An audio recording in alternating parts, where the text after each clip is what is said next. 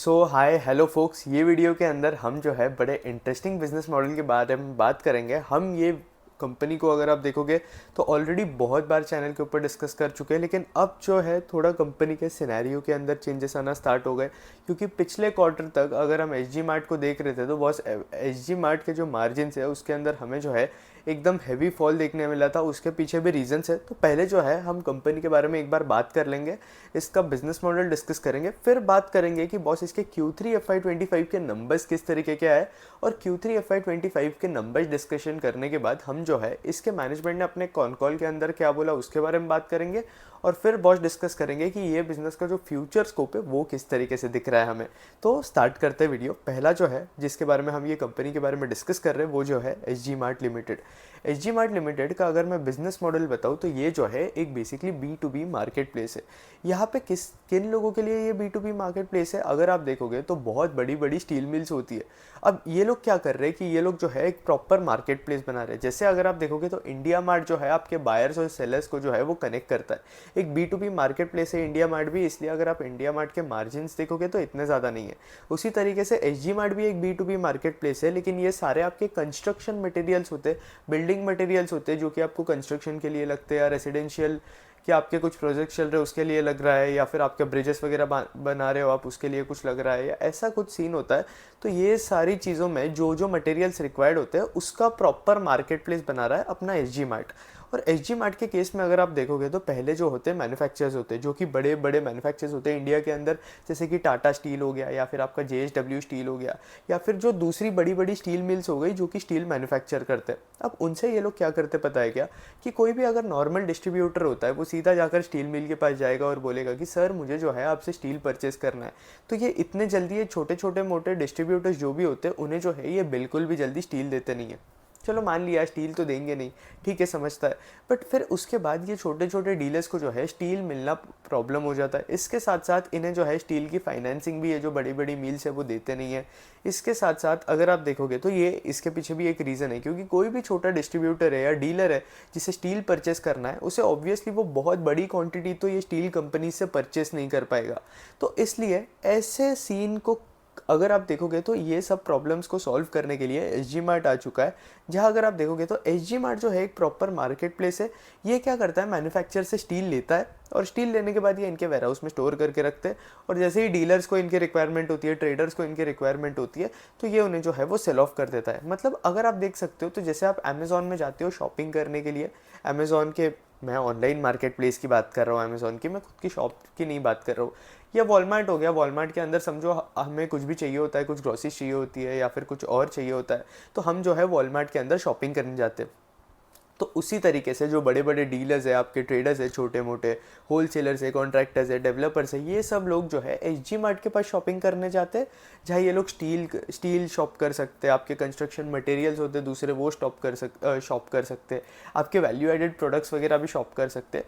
तो ये one stop shop है उन लोगों के लिए। इसके साथ साथ B2B बिजनेस के साथ साथ इनका जो है सर्विस सेंटर वाला भी बिजनेस है। अगर आप देखोगे तो इंडिया के अंदर कोई भी ऐसे T2 और T3 सिटीज़ के अंदर एक वेल नोन बड़े बड़े जो है सर्विस सेंटर्स नहीं है, स्टील प्रोसेसिंग सेंटर्स नहीं है।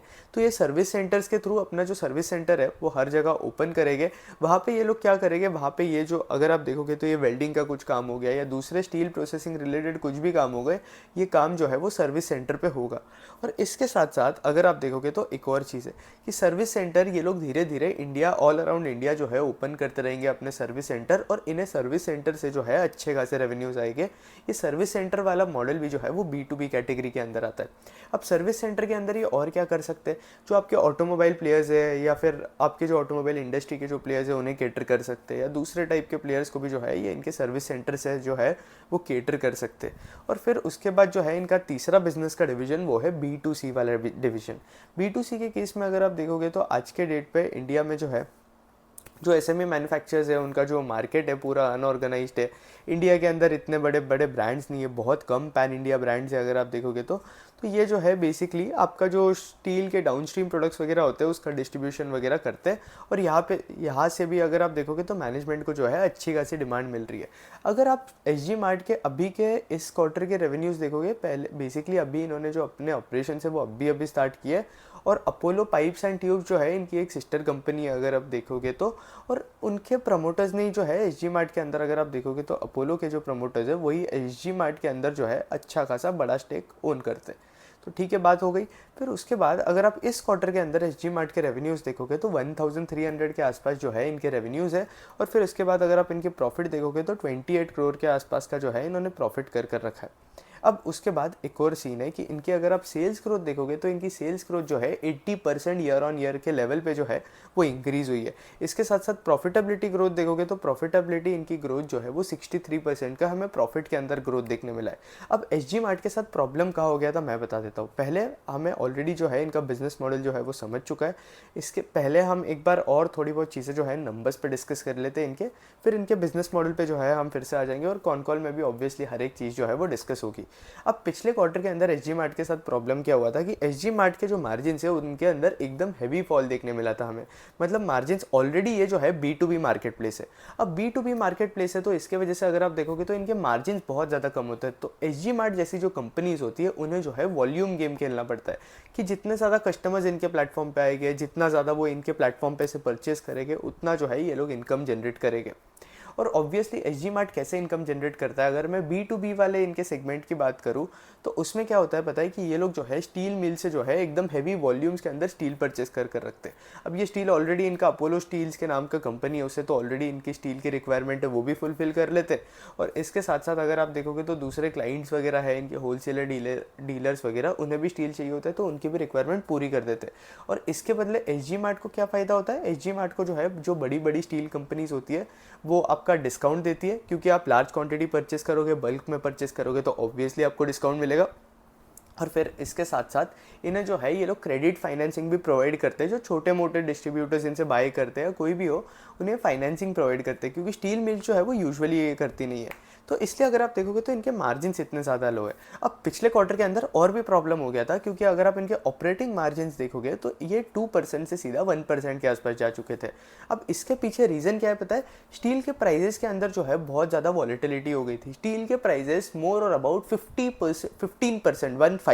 15% के आसपास गिर चुके थे, जिसके वजह से अगर आप देखोगे तो इन्वेंट्री के अंदर इन्हें प्रॉब्लम देखना पड़ा और मार्जिन्स एकदम इनके रिड्यूस हो गए, क्योंकि इन्होंने स्टील वगैरह जो है एकदम हाई प्राइस पे परचेस कर रखा था। और फिर आपके प्राइजेस के अंदर ही इतनी ज़्यादा वॉलेटिलिटी हो रही है, तो फिर इनको ट्रेडिंग, इनका जो स्टील ट्रेडिंग वाला बिजनेस है वहाँ पे इन्हें क्या करना था वो समझ नहीं आ रहा था। तो मोर और लेस अगर आप देखोगे तो इनके मार्जिन्स के ऊपर जो है बहुत हैवी इंपैक्ट देखने मिला। और ये जो भी इम्पैक्ट था ये वन ऑफ इम्पैक्ट था, इसके बाद जो है ये चीज़ देखने नहीं मिलेगी अंटिल आपके स्टील के प्राइजेस जो है वो फिर से वॉलेटाइल ना हो जाए। फिर इसके साथ अब एस जी मार्ट का स्टॉक अगर आप देखोगे तो इसलिए एक क्वार्टर से जो है बिल्कुल परफॉर्म नहीं कर रहा था। मोर और लेस अगर आप देखोगे तो स्टॉक के अंदर जो है कंसोलिडेशन के अंदर ही था ये स्टॉक। बट अब सीन क्या हो गया है कि अब जो है चीज़ें इसके लिए नॉर्मलाइज होनी स्टार्ट हो गई है। एबिटा मार्जिन के अंदर हमें जो है वो इंप्रूवमेंट देखने मिला है इसके साथ साथ अगर आप देखोगे तो सेल्स के अंदर भी अच्छी खासी ग्रोथ देखने मिली है। मार्जिन जो है एबिटा मार्जिन वो सीधा आपके 1% से लेके सीधा 2.1% के आसपास जा चुका है। और आपके नेट प्रॉफिट मार्जिन के अंदर भी जो है हमें इंप्रूवमेंट देखने मिला है। ऑब्वियसली आप FY24 के मार्जिन से इन्हें कंपेयर नहीं कर सकते, क्योंकि FY25 के अंदर वो स्टील प्राइजेस का वॉलेटिलिटी का सीन हो गया था। अब भी अगर आप स्टील पाइप की ट्यूब्स को ट्रैक करते हो, आप ट्यूब कंपनीज को ट्रैक करोगे जैसे कि APL अपोलो ट्यूब्स हो गई या फिर आपकी JTL इंडस्ट्रीज हो गई, तो उनका अगर आप देखोगे तो पिछले क्वार्टर के अंदर वो भी बहुत ज़्यादा अफेक्टेड थे, उनकी प्रॉफिटेबिलिटी भी बहुत ज़्यादा अफेक्टेड थी। और इस क्वार्टर में अगर आप देखोगे तो APL अपोलो ने जो है अच्छे नंबर्स रिपोर्ट किए, उनका भी प्रॉफिटेबिलिटी जो है वो इंक्रीज़ हो गया।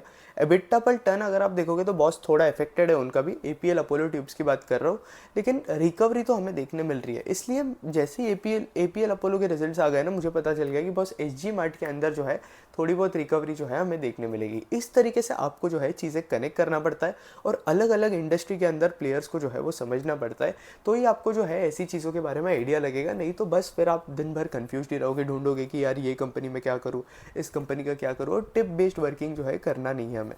फिर उसके बाद अगर हम बात करें तो इनका आरओई जो है वो 8% के आसपास है। लेकिन अगर आप देखोगे तो कंपनी के पास जो फिक्स डिपॉजिट है वो बहुत ज़्यादा है। आई थिंक 800 करोड़ के आसपास का इनके पास एफडी में इन्वेस्टमेंट पड़ा हुआ है, जिसके वजह से इनका रिटर्न ऑन इक्विटी जो है वो 8% के आसपास आ चुका है। लेकिन ओवरऑल अगर आप बिजनेस लेवल पे देखोगे तो इनका आरओई जो है वो वन शॉट अगर आप देखोगे तो 20% के आसपास है। फिर इसके साथ साथ ये लोग जो है अपने नंबर ऑफ क्लाइंट्स भी इंक्रीज़ कर रहे हैं, रेवेन्यू भी बड़े फास्ट पेस पे इंक्रीज़ हो रहा है। अगर आप इनके नंबर ऑफ कस्टमर्स देखोगे तो ये Q2 FY25 के अंदर से 1200 के आसपास थे, उसे ये लोग 2100 के आसपास लेके चले गए। इनके जो सप्लायर्स है वो 145 के आसपास थे, वो नंबर ऑफ सप्लायर्स को भी ये लोग जो है 223 के आसपास लेकर चले गए। तो इसके अंदर आप अगर आप देखोगे तो सप्लाई साइड इन्होंने जो है अच्छा खासा इनका पकड़ बना कर रखा है। इस क्वार्टर के अंदर बहुत सारे चेंजेस किए इन्होंने, अगर आप देखोगे तो इनके कस्टमर्स के ऊपर भी और इनके सप्लायर्स के ऊपर भी। तो डिमांड और सप्लाई की तरफ से अगर आप देखोगे कंपनी को तो दोनों के भी जो है अच्छे खासे सिनेरियो जो है हमें देखने मिल रहे हैं। इसके साथ साथ इनकी कैश कन्वर्जन साइकिल जो है उसके अंदर थोड़ा फ्लक्चुएशन देखने मिला है हमें। अब इसके पीछे भी रीज़न है कि इनका जो डेटर डेज है और इन्वेंट्री डेज है वो मोर और लेस कांस्टेंट था, लेकिन इनका अगर आप डेज पेएबल देखोगे तो उसके अंदर जो है वो रिडक्शन देखने मिला है। अब डेज पेएबल के अंदर रिडक्शन क्यों देखने मिला है, इसके पीछे भी स्टोरी है। इसलिए मैं बोलता हूँ कि बॉस आप जो है कंपनी के कॉन कॉल्स पढ़ा करो, क्योंकि कॉन कॉल के अंदर कंपनी के बिजनेस मॉडल के अंदर हर चीज़ क्या चल रही है और किस तरीके से कंपनी के अंदर चीज़ें फंक्शन हो रही है उसके बारे में जो है वो आइडिया लग जाता है। अगर आप देखोगे तो इन्होंने क्या किया पता है क्या, इनके डेज पेएबल रिड्यूस हो गए। क्यों? क्योंकि इन्होंने जो है डोमेस्टिक सप्लायर जो होते हैं उनसे स्टील जो है वो लेना ज़्यादा स्टार्ट कर दिया। अब इसके वजह से इनके वॉल्यूम जो है वो अफेक्ट हो चुके थे, क्योंकि अगर आप देखोगे तो इम्पोर्ट अगर आप स्टील करोगे बाहर से और इसके साथ साथ आप डोमेस्टिकली भी बाई करोगे तो जो गैप बन रहा था वो बिल्कुल भी बहुत ज़्यादा नहीं था। इसलिए मैनेजमेंट ने प्रेफर करा कि बॉस हम स्टील जो है वो इम्पोर्ट करने की जगह इससे अच्छा तो हम डोमेस्टिकली सोर्स कर लेते। अब डोमेस्टिकली अगर आप सोर्स कर रहे हो ऑब्वियसली आपके जो रिलेशन है वो इम्पोर्ट के अंदर ज़्यादा बेटर है। और आप सीधा जाके मिल के पास बोलोगे, कोई भी मिल के पास जाओगे, बड़े बड़े मिल्स के पास आप बोलोगे कि बॉस मुझे स्टील की रिक्वायरमेंट है मुझे दे दो, तो ऑब्वियसली आपको वो इमीडिएट तो स्टील देके नहीं, उनके खुद के भी ऑर्डर्स होते जो कि पहले वो सर्विस करेंगे और फिर आप उन्हें बाद में ऑर्डर दे रहे हो तो वो जो है आपको बाद में सर्विस करेंगे। तो ये चीज़ भी होती है। इसलिए अगर आप Q3 के अंदर देखोगे तो इनके वॉल्यूम्स के अंदर जो है कंपैरेटिवली हमें थोड़ा फॉल देखने मिला है, क्योंकि ये लोग जो है बेसिकली अलग अलग स्टील मिल्स के पास जा रहे थे, उनके साथ टाई अप कर रहे थे। तो मोर और लेस इनका जो स्टील का सप्लाई रहेगा Q4 के अंदर वो सॉर्टेड रहेगा और डोमेस्टिकली ये लोग जो है अच्छा खासा स्टील जो है वो सोर्स कर पाएंगे। इंपोर्ट जो है इन्होंने रिड्यूस कर रखे।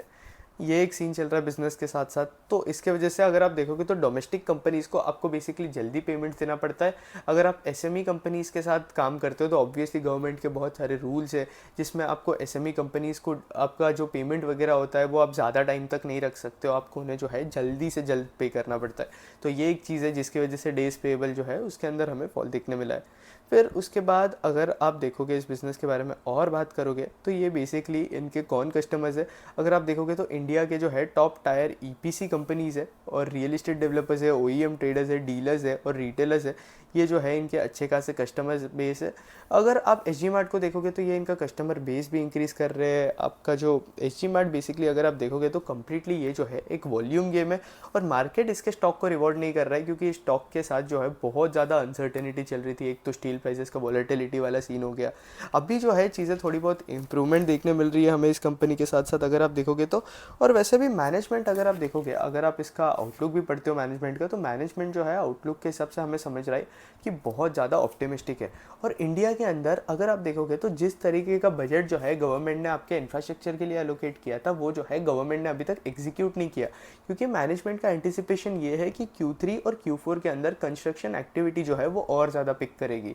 अगर आपकी कंस्ट्रक्शन एक्टिविटी Q3 और Q4 के अंदर पिक करना स्टार्ट कर देगी तो ऑब्वियसली आपकी एसजी मार्ट जैसी कंपनीज, एपीएल अपोलो ट्यूब जैसी कंपनीज और जेटीएल जैसी कंपनीज भी जो है फास्ट ग्रो करना स्टार्ट कर देगी। और ऑब्वियसली फिलहाल अगर आप देखोगे तो एपीएल अपोलो जेटीएल से बड़ा बेस होने के बाद भी जेटीएल से जो है कंपैरेटिवली फास्टर पेस पे अपनी सेल्स ग्रो कर रहा है। तो एपीएल अपोलो जो है एक इंटरेस्टिंग कंपनी लग रही है जो कि मैं ट्रैक कर रहा हूँ। और इसके साथ साथ मैनेजमेंट भी जो है Q3 और Q4 के साथ जो है अच्छी खासी एक्सपेक्टेशन रखा हुआ है कि यार कंस्ट्रक्शन डिमांड इंक्रीज़ हो जाएगी, कंस्ट्रक्शन साइकिल के अंदर जो है हमें अप साइकिल देखने मिलेगा। और Q4 के अंदर अगर आप देखोगे तो ये स्टील का भी इनका सोर्स वगैरह हो चुका है, बड़े बड़े मील के जो सप्लाइज वगैरह है वो इन्हें स्टील सोर्स कर दे देंगे। तो Q4 जो है बेसिकली इनका मोर और लेस जो है वो सॉर्टेड है और मैनेजमेंट जो है वो और बेटर रिजल्ट प्रोवाइड करेगा। अगर आपके स्टील प्राइसेस के अंदर वॉलेटिलिटी होने लगती है तो ऑब्वियसली एसजी मार्ट के जो मार्जिन है वो भी फ्लक्चुएट होने स्टार्ट हो जाएंगे।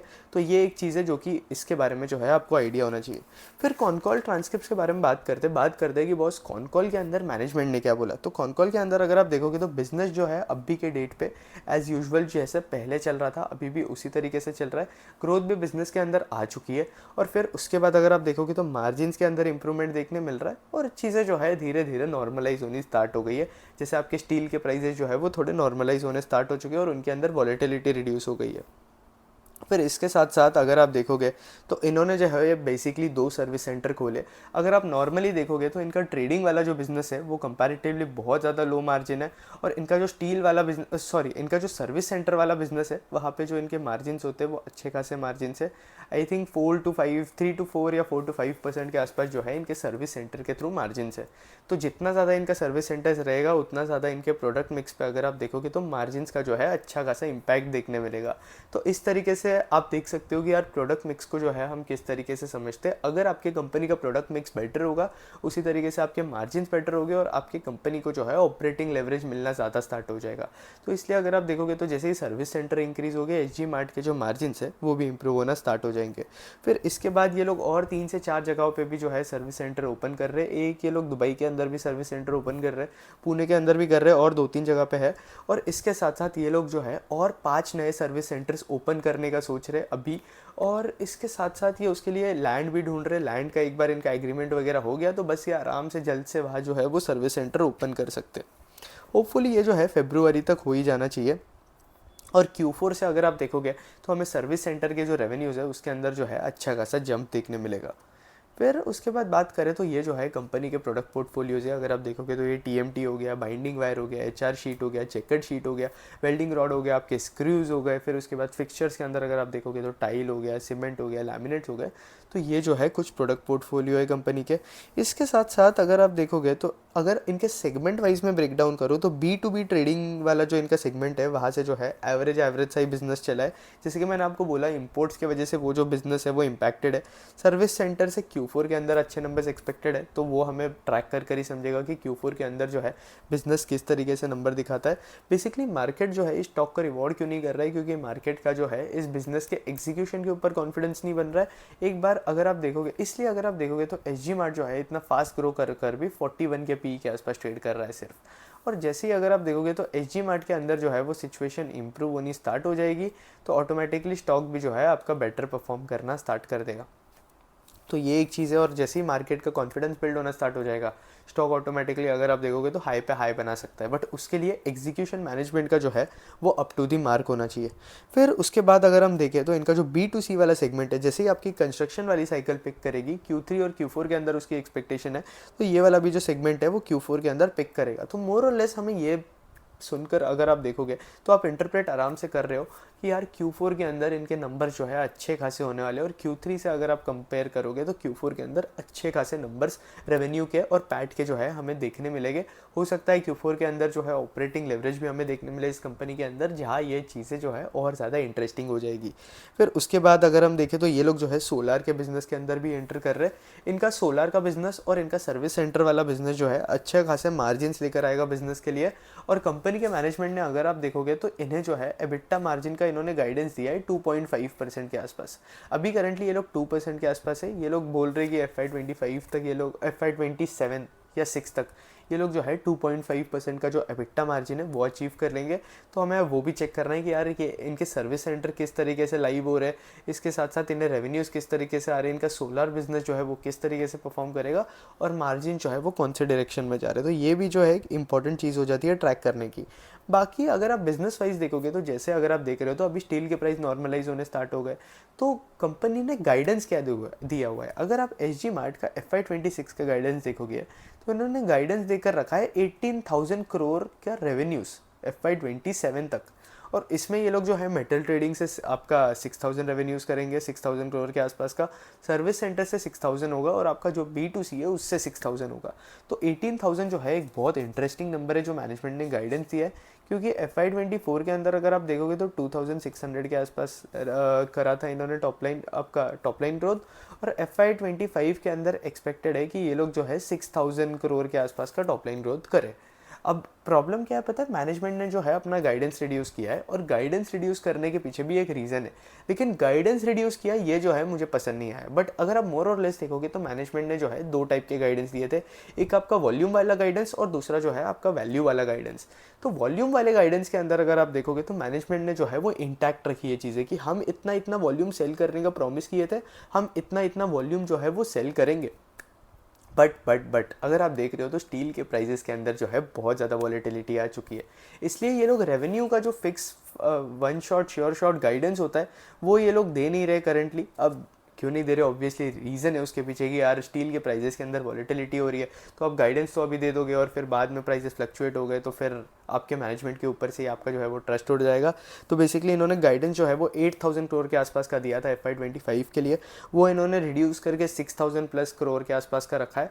होपफुली इन्होंने मतलब बताया मैनेजमेंट ने कि यार Q4 के अंदर जो है आपके रेवेन्यूज़ कुछ 1,800 के आसपास ये लोग अचीव कर लेंगे आराम से। अगर उतना अचीव कर ले तो अच्छा है। पहले इन्होंने बताया था कि ये लोग 2,000 पर क्वार्टर करेंगे रेवेन्यूज़ अचीव, बट फिर यार वॉलेटिलिटी आ गई स्टील प्राइजेस के अंदर, फिर ये इंपोर्ट्स वाला भी इशू हो गया जहाँ ये लोग नए नए अब बेसिकली अगर आप मोर और लेस देखोगे तो ये इंपोर्ट्स वाला इशू जो है वो सॉर्ट हो जाएगा, क्योंकि ये लोग डोमेस्टिकली जो है वो स्टील की डिमांड सोर्स करेंगे उनकी जो भी है, और डोमेस्टिक मिल से जो है ये लोग टाई अप कर चुके हैं। तो Q4 तक जो है ये सीन तो सॉर्ट हो जाएगा पूरा, वो तो फॉर श्योर है। तो Q4 के अंदर हमें ये इंपोर्ट्स वाला इशू जो है वो तो 110% देखने नहीं मिलना चाहिए मेरे एनालिसिस के हिसाब से।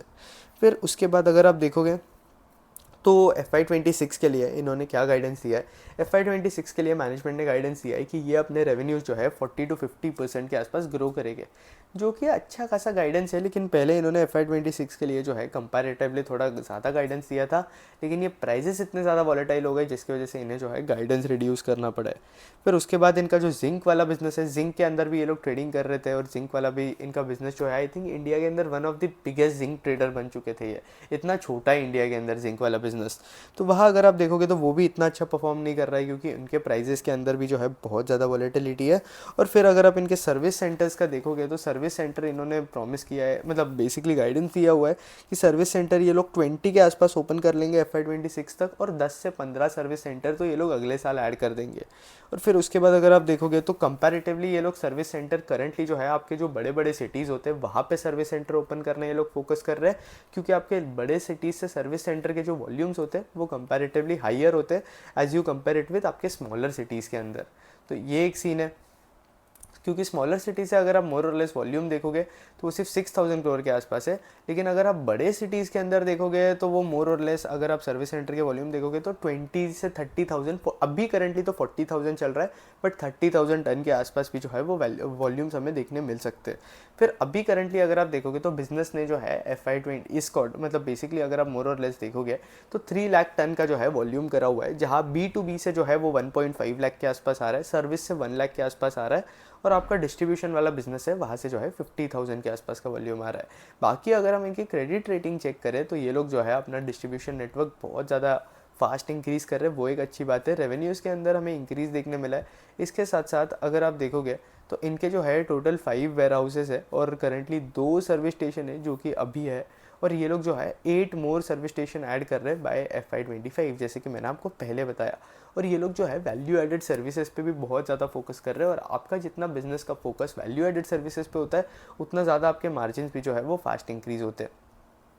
फिर उसके बाद इस बिजनेसेस की वीकनेस, जैसे कि मैंने आपको पहले ही बताया कि यार रॉ मटेरियल के प्राइजेस और उनकी जो वॉलेटिलिटी है उनके वजह से SG मार्ट के रेवेन्यू जो है वो बहुत ज़्यादा फ्लक्चुएट हो सकते हैं।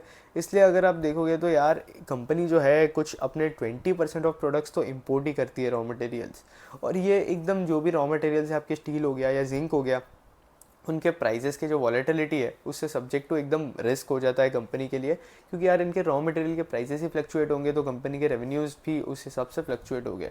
तो हेजिंग इनके लिए बेटर है। बाकी अगर आप देखोगे तो इनका मैक्सिमम मार्जिन का भी इन्होंने गाइडेंस दिया हुआ है 2.5%, तो ये जो है एक लो मार्जिन बिजनेस है, और ये लो मार्जिन बिजनेस के अंदर अगर आपको जीतना है तो आपको जो है हाई वॉल्यूम गेम खेलना पड़ेगा। अब एस जी मार्ट के इस बार का मैं अगर आपको फाइनल ओवरव्यू दूँ तो यार नंबर्स तो जो है मुझे अच्छे लगे, मार्जिन इंप्रूवमेंट देखने मिला वो एक बात अच्छा लगा। गाइडेंस जिस तरीके का मैनेजमेंट ने दिया है, सर्विस सेंटर के ऊपर फोकस कर रहे हैं, सोलर सेंटर के ऊपर फोकस कर रहे हैं, मार्जिन इंप्रूव करने के ऊपर फोकस कर रहे हैं, ये कुछ चीज़ें मुझे अच्छी लगी। बट गाइडेंस थोड़ा रिड्यूस कर दिया, वो मुझे अच्छा नहीं लगा। इसके साथ साथ वॉल्यूम का गाइडेंस जो है इन्होंने मोर और लेस इंटैक्ट रखा है, वो एक पॉजिटिव बात है। अब ठीक है यार, वॉलेटिलिटी की वजह से इन्होंने गाइडेंस रिड्यूस कर दिया, लेकिन मोर और लेस आपने गाइडेंस तो रिड्यूस किया ही है, और आपका ईपीएस का जो एक्सपेंशन है वो थोड़ा स्लो डाउन देखने मिल गया हमें। तो मुझे नहीं लगता मार्केट जो है इतना ज़्यादा इस कंपनी को रिवॉर्ड करेगा। लेकिन पहले से अगर आप देखोगे तो इसके पिछले क्वार्टर से बिजनेस के अंदर जो अनसर्टेनिटी थी वो बहुत ज़्यादा कम हो गई है, और एच जी मार्ट के अंदर जो है मुझे बहुत अच्छी अपॉर्चुनिटी दिखती है बिजनेस के अंदर। बट स्टिल अब एग्जीक्यूशन जो है मैनेजमेंट का वो मैटर करता है, और मैनेजमेंट अगर आप देख रहे हो तो बॉस एग्जीक्यूट भी कर रहा है, और वहाँ पे जो है ये रॉ मटेरियल प्राइसेस वाली वॉलेटिलिटी, ये वो इशू जो है वो स्टार्ट हो जाते हैं। तो हमें बिज़नेस को ट्रैक करना पड़ेगा। Q4 के नंबर्स जो है ये बहुत ज़्यादा देखते हैं कि किस तरीके से प्ले आउट करते हैं। अगर Q4 के जो नंबर्स है इसके वो अच्छे आए, और इनका जो सर्विस सेंटर वाला बिजनेस है वो पिक करना स्टार्ट हो गया, मार्जिन इंप्रूव होने स्टार्ट हो गए, तब तो जो है एस जी मार्ट जो है एक इंटरेस्टिंग अपॉर्चुनिटी बन सकती है, और बहुत अच्छी पी एक्सपेंशन की अपॉर्चुनिटी बन जाएगी ये। होपफुली आपको ये वीडियो अच्छा लगा तो लाइक कर देना, कंटेंट अच्छा लगा तो चैनल सब्सक्राइब कर देना। That's it, thank you for watching. और ऐसे हाई ग्रोथ बिजनेसेस के लिए अगर आप चैनल पे नए हो और आपको पता नहीं है कि यार बिजनेस ट्रैकिंग कैसे करते हैं और इक्विटी रिसर्च आपको सीखनी है, तो चैनल को जो है सब्सक्राइब करके रख देना, और इस चैनल को जो है मैक्सिमम लोगों से शेयर करना। That's it, thank you for watching.